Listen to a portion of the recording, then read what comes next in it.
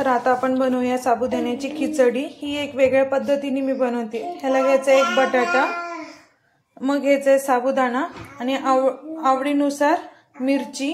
खिचडीसाठी आपल्याला लागणारे साहित्य आहे मीठ, जिरे, साखर, मिरची, बटाटा आणि साबुदाणा। आपल्याला तेल किंवा तूप सुद्धा आपल्याला घेता येतं कढईमध्ये। आता मी इथे घेते तेल।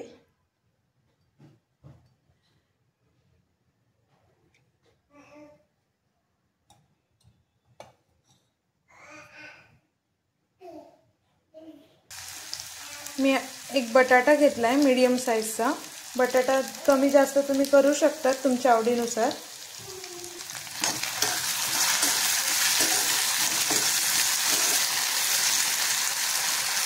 बटाटा घालून झाल्यानंतर तो परतायचा आहे। त्याच्यात थोडंसं तुम्ही मीठ घालायचं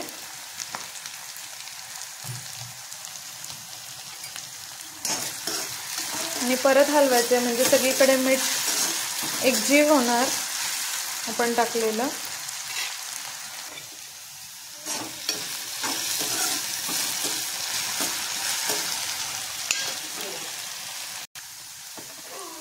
आता इथे बटाटा झालेला आहे, पण काही काही जणांना हा गोल्डन ब्राउन झालेलाच आवडतो।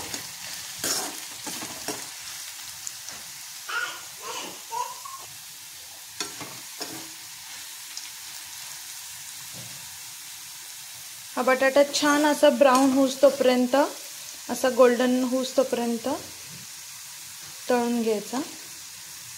प्रत्येकाची चॉईस वेगळी वेगळी असल्याप्रमाणे तुम्ही तुमचं करून घेता। हा बटाटा छान तळून झालेला आहे। आता ह्याच्यामध्ये आपल्याला घालायची आहे आवडीनुसार साखर, मिरची आणि हे परत थोडंसं असं परतून घ्यायचं। आता मी ह्याच्यात घालणार आहे साबुदाणा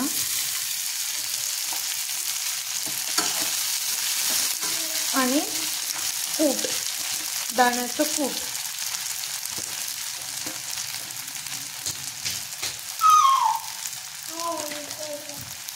दाण्याचं कूट तुम्ही तुमच्या आवडीनुसार घेऊ शकतात, जाड, मीडियम, चिकट।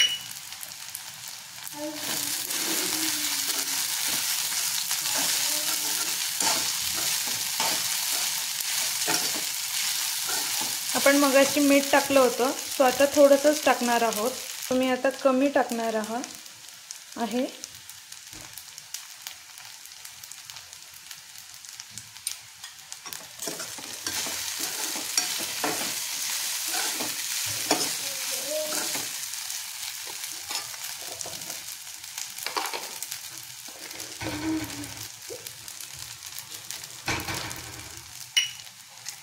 आता मी दाण्याचं कूट टाकल्यानंतर परत हलवून घेणार आहे मस्तपैकी।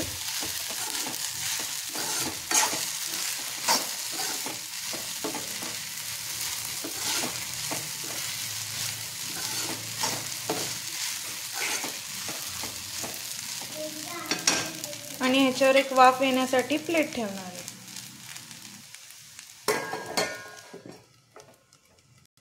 ही प्लेट ठेवल्यानंतर गॅस एकदम मीडियम पण नाही, लो करून ठेवायचा आहे, जेणे की आपली खिचडी मस्त होईल, करपणार नाही। आता आपल्याला हे काढून घ्यायचं आहे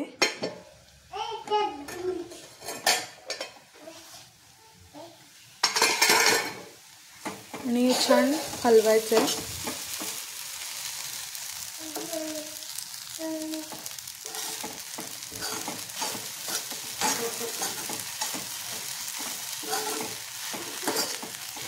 मी आधीच सर्व कूट टाकलं नव्हतं, कारण की का मग जे कूट आहे ते सगळं चिटकून बसतं किंवा मग ते करपतं, त्याच्यासाठी।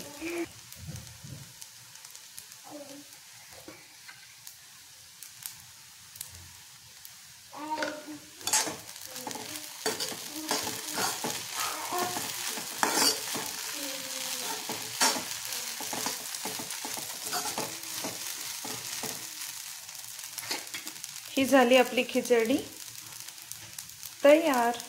चला तर आपण सर्व करूया।